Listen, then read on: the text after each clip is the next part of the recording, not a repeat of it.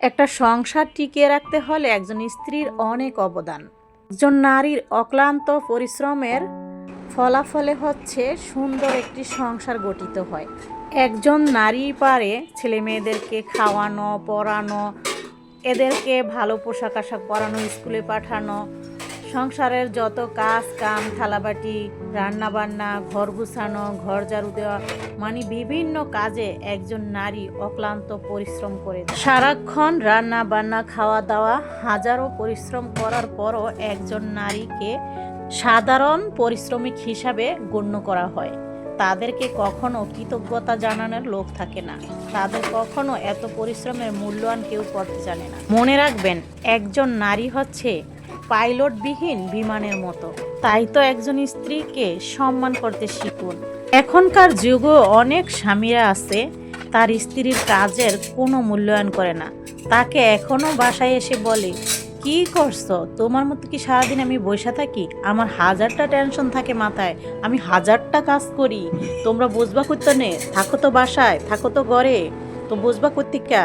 হ্যাঁ, এইরকম হাজারটা কথা এখনকার জমানায় শুনতে হয়। যদিও এখন অনেক পুরুষ মানুষই সচেতন, মূল্যায়ন করে স্ত্রীর কাজকে, স্ত্রীর পরিশ্রমের মূল্যায়নটা করতে জানে, শিখে, বোঝে। আবার এখনও অনেকেই বোঝে না এই জিনিসটা, খুবই কম লোকে বোঝে। যারা না বোঝেন তাদের উদ্দেশ্যে এই কথাগুলো। সম্মানিত দর্শক, আসসালামু আলাইকুম। আমি ফাতেমা বলছি নারায়ণগঞ্জ থেকে। সবাইকে ওয়েলকাম জানিয়ে শুরু করছি নতুন দিনে নতুন আরও একটি লাইফস্টাইল ব্লগিং ভিডিও। আশা করছি সম্পূর্ণ ভিডিওটি শেষ পর্যন্ত দেখবেন, ইনশাল্লাহ আপনাদের কাছে ভিডিওটি ভালো লাগবে। তো সকাল ঘুম থেকে উঠে নাস্তা পানি খেয়েছিলাম, সেটা আর শেয়ার করা হয় না। রুটি বানিয়ে তারপর হচ্ছে ভাজি করে আপনাদের ভাইয়াকে খাওয়াইয়া দোকানে পাঠিয়েছি, ছেলেকে খাওয়াইছি, আমি খাইছি। এরপর হচ্ছে অন্য বাকি যে কাজগুলো সেগুলো শুরু করে দিলাম। হেল্পিং হ্যান্ড নাই, তাই আমার একা একা হচ্ছে সব কিছু করতে হচ্ছে। মেয়েও হচ্ছে বাসায় নাই, যার কারণে ক্যামেরাম্যান আমি নিজেই, আর আমি নিজে ভিডিও করতেছি, আমি নিজেই হচ্ছে সংসারের কাজগুলো করছি। তবে এখান থেকে কিছু তো কাটছিট করতেই আসি, কারণ সব কিছু যদি তুলে ধরি তাহলে তো ভিডিও অনেক বড় হয়ে যাবে, তাই না? আমরা যারা ভিডিও বানাই তারা অবশ্য বুঝবে যে আমি কত জায়গা থেকে কিভাবে কত অ্যাঙ্গেলে এই ভিডিওটা একা একা শ্যুট করছি, আর আমার কতটা পরিশ্রম হয়েছে, কতটা কষ্ট হয়েছে ভিডিওটা এডিট করতে। তাদের ছাড়া কেউ বুঝবে না যে আসলে এই ভিডিওটা হয়তো বা স্টানো রাখছে আর এমনি এমনিতে সব কিছু হয়ে গেছে। তো যাই হোক, এই ভিডিওগুলো কাটসিট করে, এডিট করে, এরপর এই যে ভয়েস দিতেছি, মানে এগুলো করতে করতে আমার ভিডিও আপলোডের টাইমটাই চলে যায়। কারণ এগুলো হচ্ছে করা, আমার ভিডিও ছাড়ার নিয়ম হয়েছে 6টা বাজে, তাই এখন 6টার বেশি বেজে যাইছে। তারপর হচ্ছে আমি এখনও ভয়েস দিতেছি, তারপর আপলোড করব, যার কারণে হচ্ছে আমার এই যে ভিউগুলো কম হয়। যদি সময় মতো আপলোড না দেওয়া যায় তাহলে গ্রোথটা কম হয়, চ্যানেলের গ্রোথ কমে যায়, তো রিস্ক কমে যায়। যাই হোক, পেজের জন্য ভিডিও বানাইতে হয়, পেজের ভিডিও এডিট করা, আপলোড দেওয়া, ভয়েস দেওয়া, সব কিছু মিলিয়ে একটা ব্যস্ত জীবন, ব্যস্ত সংসার। মানে সংসার জীবনটা তো এমনিতেই ব্যস্ত, তার পাশাপাশি যদি মনে করেন এরকম ভিডিও টিডিও নিয়ে কাজ করেন, তাদের তো খবর আছে। যারা আমরা ভিডিও বানাই তারা বুঝি যে আসলে কতটা পরিশ্রম আর কতটা খাটাখাটনি করেও কিন্তু কিছু করতে পারি না, কারণ আমরা তো সেলিব্রিটি মানুষ না যে আমাদের ভিডিও ভাইরাল হবে। এত পরিশ্রম করার পরও ভিডিও দেখবে কি? আর তারা হচ্ছে দুইটা, একটা ওই খারাপ কথা বললেও হয়ে যাবে তাদের ভিডিও ভাইরাল, আমাদেরগুলো হবে না। তো যাই হোক, অনেক কথাই বলে ফেললাম। দেখুন, সমস্ত কাজ কাম করতেছি। শেফালি আসে না হয়েছে, ওর বিষয়টা, ওর মেয়ে আছে মিমি কিন্তু একসময় আমাদের বাসায় কাজ করতো। যারা আমার পুরনো আছেন তারা কিন্তু জানেন, যারা আমার ভিডিও দেখছেন, যে মিম আসছিল। তো ওই মিমের তো বিয়ে হয়ে গেছে, তো মিমের বাচ্চা হয়েছে। তো মিমের মা যার কারণে হাসপাতালে গেছে, এখন আজকে 3-4 দিন হয়েছে আসে না। তো আমি একা একা হচ্ছে এই কাজগুলো করতেছি। মেয়ে যতটা পারে ও টুকিটাকি হেল্প করে, কারণ ওর আবার কলেজ আছে, ওই কলেজে চলে যায়, কলেজে অনুষ্ঠান, যার কারণে তেমন একটা থাকতেও পারে না। এই হচ্ছে বিষয়টা। বাসায় থাকলেও সে এতটা ব্যস্ত পড়াশোনা নিয়ে, মানে ওইখানে হচ্ছে তার কুইজ প্রতিযোগিতা হইতেছে, কি বলবো না, বিতর্ক প্রতিযোগিতা হইতেছে।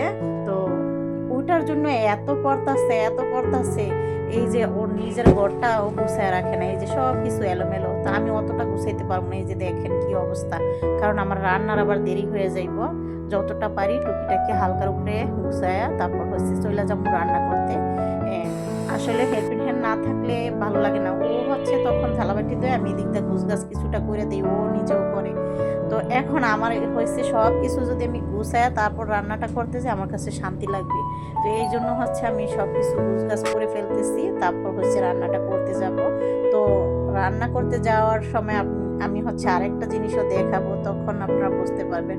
সেটা আমি এখন করি নেই, আমার একটা বড় কাজ জোগাড় হয়ে আছে, সেই কাজটাও আমি আপনাদের সাথে শেয়ার করব। তো দেখবেন যে কত বড় কাজ, আপনারা দেখবেন। তো এটা হয়েছে ছেলের রুম আসলাম, মানে মেয়ের রুমে। তো আমার যে বেডরুম সেটা গুছানোর পর মেয়ের রুমে গেছি, মেয়ের রুমেতে আসলাম আবার ছেলের রুমে। ছেলের রুম কিন্তু সকাল ঘুম থেকে ওঠার পরে নাস্তা পানি ওকে যখন দিলাম তখন একবার মশারি টশারি উঠাইয়া এই ঠিক করে গেছি, আবার সে এরকম করে রাখছে। মানে ও হয়েছে এই কাপড় চোপড় এক এক জায়গায় চড়ায় ছিটায় রাখবে। তো কিছুক্ষণ পর হয়েছে আমার জায়গায় গুছাইতে হয়। আসলে মেয়েও বাসায় থাকলে বলে তোমার ছেলে এতবার এগুলো নষ্ট করে, কে গুছাইবো, তুমি গুছাও না। তো আমারই হচ্ছে গুণা দিয়ে দিয়ে হচ্ছে দেখি ও কোনটা কিভাবে রাখছে, তখন হচ্ছে ওগুলো গুছাইয়া রাখি। তো সেগুলো তো আর শেয়ার করা হয় না। আর এই যে আজকে যে ভিডিওগুলো আপনাদের সাথে শেয়ার করতেছি, আসলে প্রত্যেক দিনই এরকম কাজ থাকে, এর চাইতে বেশিও কাজ থাকে। তারপর এই ভিডিওর ভিতরে যা করছি তার চাইতে বেশিও কাজ করছি, কিন্তু সব কিছু কিন্তু আমরা তুলে ধরি না, অল্প কিছুই তুলে ধরি। কারণ এত কিছু যদি করতে চাই, যেমন সকালে রুটি বানানো, নাস্তা খাওয়া দাওয়া, এইসব থেকে যদি আমি শুরু করতাম তাহলে তো অনেক বড় হয়ে যেত। এমনিতেই বড় হয়ে গেছে, 10 মিনিট 20 সেকেন্ড হবে সম্ভবত, এরকমই হয়তো। তো এরপর হয়েছে ছেলের রুমটাকে আবার হচ্ছে ঝাড়ু টাড়ু দিয়ে দিচ্ছি। আর শেফালিকে আজকে 4 দিন হইতেছে আসতেছে না। তারপর ওর মেয়ে, ছোট মেয়ে আসছে, বলতেছে যে মিমের ছেলে হয়েছে। তো আমি বললাম তোমার আম্মুকে বলবো আমি কালকের দিন কাজ করবো, এরপর যদি করি তাহলে আমার যে ঠান্ডার সমস্যাটা আছে সেটা কিন্তু বেড়ে যাবে, তখন আমার আবার নেবুলাইজার ব্যবহার করতে হইব, আবার মানে কাশাকাশি ঠান্ডা নিয়ে আমি অনেক কষ্ট করব। সামনে কোরবানি আসতেছে, এতটা অসুস্থ হয়ে যায় যেমন আমি ঠান্ডা পানি কাজে লালে, কারণ আমি জানি যে আমার পানি নাড়া চালাতে অনেক সমস্যা আছে। লাঠি দিয়ে ঘরটার মুছে ফেলা হবে, সেগুলো আর আপনাদের সাথে শেয়ার করবো না, কারণ ভিডিও এমনি বড় হয়ে যাচ্ছে। তো হ্যাঁ, সব কিছু মানে ঝাড়ু টাড়ু দিয়ে এই পার্টি রুমের বারান্দা আছে, ওটাও ক্লিন করে আসলাম। আসলে থালা বাটি দেওয়ার সময় আবার আমি এইটা মাজা দিয়ে চলে গেছিলাম, মোছার সময় পাইনি, ওদিকে চলে গেছি। তো এখন রান্না করব, যার আগে হচ্ছে মোছা টোচা দিয়ে নিই। চুলার পাটটা যদি মোছা থাকে দেখতে ফ্রেশ থাকে, ভালো লাগে। শেফালিকে আমি সব সময় বলি আমার চুলার পাটটা ক্লিন রাখবো, আমি রান্না করব। আসলে ওকে বলা যায় না বলা সে একই থাকে। পরে আমি অবশ্য রান্না করতে গেলে ক্লিন করে আসি, এই হয়েছে বিষয়টা। তো এই যে দেখুন সব কিছু গুছালো গাছালো, এখন আমার রান্না করতে খুবই শান্তি লাগবে। তো ওই যে বললাম যে এই বড় কাজটা, বড় কাজ বলতে হয়েছে এই মাছটা, এত বড় মাছ যে আনছে, তো এই মাছটাকে কাটতে বোঝেন আপনারা কত ঠেলা, কত বড়। ভিডিওতে কিন্তু ছোট দেখা যাইতেছে, মাছটা অনেক বড়। তো এই মাছটাকে আমি কাটবো, তারপর হয়েছে মানে আগে আঁশ ফলাবো, তারপর হচ্ছে কাটবো, তারপর রান্না করব।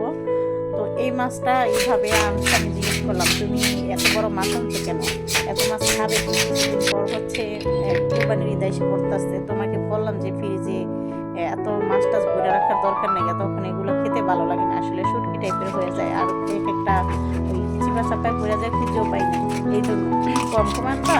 তো সে বলতেছে এই যে আমরা যে ডায়েট করি বিকেলে হচ্ছে এগুলা হালকা ভিজে দিবা, বা তুমি যে পানি দিয়ে ডিম ভাজো সেরকমভাবে এগুলার এই লবণ মরিচ তেল মেল দিয়া হালকা মাখাইয়া, ওই যে আগের দিনে যে ফ্রিজ ছিল না পোতলায় রাখছে না, সেরকমভাবে রাখবা পোড়া পোড়া কইরা, তারপর লেবু পানি বানাইবা, তারপর সেগুলোতে চুবাই চুবাই হয়েছে খামো।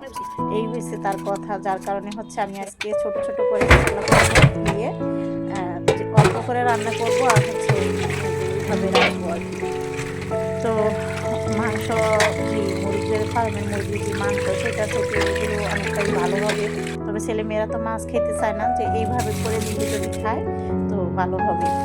তো যার কারণে আমি ছোট ছোট পোটলা করে রেখে দিয়েছি, আর কিছু রান্না করবো। এই তো রান্নার জন্য এখানে আমি এগুলো খেতে তো তখন ভালো লাগবে না, যার কারণে গাল চাপটা, মাছের ঝোল এগুলোও রান্না করে নিব। আর সাথে হচ্ছে ডিম ভেজে রান্না করব। এইখানে হচ্ছে আমার রান্নাবান্না পুরো ডিটেল দেখাবো না, ভিডিও বড় হয়ে যাবে, যার কারণে আমি অল্প কিছু রান্নার অংশ আপনাদের মাঝে তুলে ধরলাম। এই তো জিরা গুঁড়া দিয়ে, ধনিয়া পাতা দিয়ে তরকারি থেকে নামিয়ে নিব, বাটিটা দিয়ে দিয়েছি, ডিম রান্না করব। এরপর আমার তরকারিটা হয়ে গেছে, সব কিছু আমি টেবিলে নিয়ে যাব। এইভাবে আজকের এই ভিডিওটি শেষ করব। সবাই ভালো থাকবেন, কেমন লাগলো অবশ্যই কমেন্টের মাধ্যমে জানাবেন। আল্লাহ হাফিজ।